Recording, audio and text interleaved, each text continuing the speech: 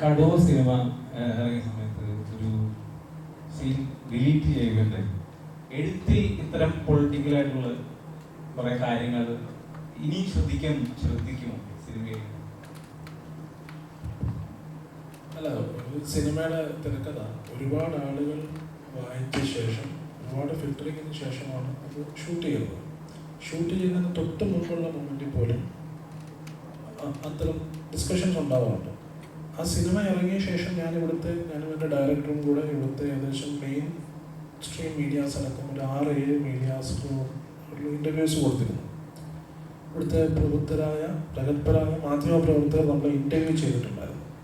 അവരൊക്കെ സിനിമ കണ്ട ശേഷം സിനിമയുടെ ബാക്കിയുള്ള എല്ലാ ഭാഗങ്ങളെയും കുറിച്ചും സംസാരിക്കുകയുണ്ടായി.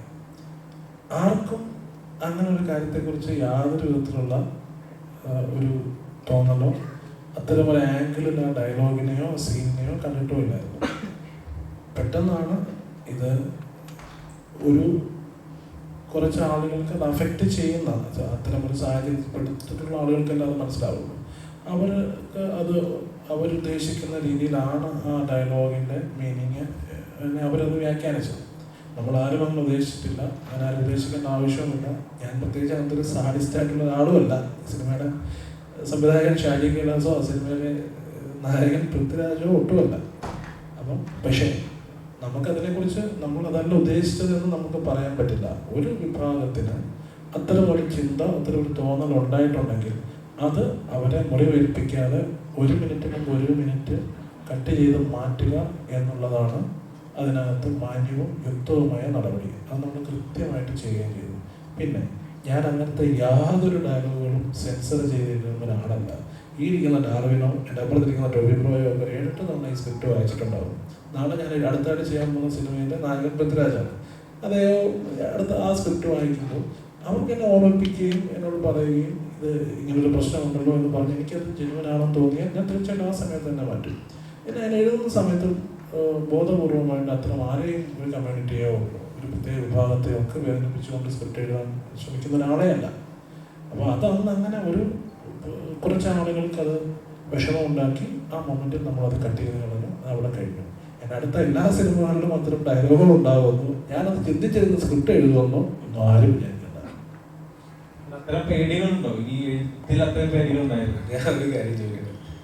2 വർഷം മുമ്പ് ഇറങ്ങിയൊരു സിനിമ, ആ സിനിമയിൽ ഇങ്ങനെ മനഃപൂർവ്വം എല്ലാവരും തെറ്റുണ്ടായി എന്ന് പറഞ്ഞു ഇവരെല്ലാവരും അത് നിരുപാധികം മാപ്പി ചോദിക്കുകയും ആ സീൻ നീക്കം ചെയ്യുകയും ചെയ്തിട്ട് എല്ലാവരും മറന്നു കിടന്നൊരു കാര്യം ഇവിടെ വീണ്ടും കുത്തിത്തിരിപ്പുണ്ടാക്കി ഓർമ്മിപ്പിച്ചത് ഒരു സുഖം കിട്ടി അല്ലേ?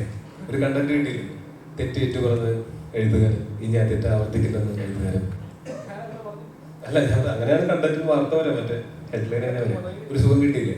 കണ്ടപ്പോൾ പ്രതീക്ഷിച്ചിരുന്നു. എന്താ ഞാൻ പുറത്തു വെച്ച് കണ്ടില്ല, ഓർമ്മയുണ്ടത് കൊള്ളാം.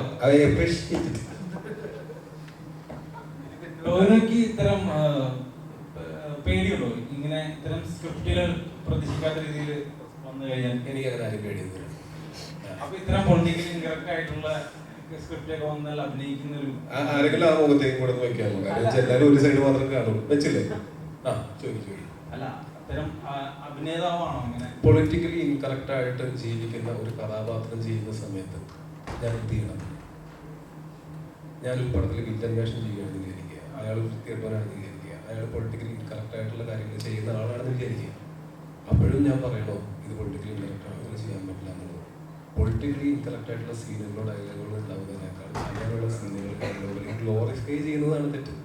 പൊളിറ്റിക്കൽ കറക്റ്റ്നെസ്സിനെ പറ്റി കൃത്യമായിട്ട് അറിയുകയാണെങ്കിൽ ഈ ചോദ്യമേ ചോദിക്കേണ്ട കാര്യമില്ല. കുഴപ്പമില്ല. അല്ല, നിങ്ങൾക്ക് കണ്ടന്റ് കിട്ടിയോ, എക്സ്ക്ലൂസീവായോ, ചിൽ. Next question.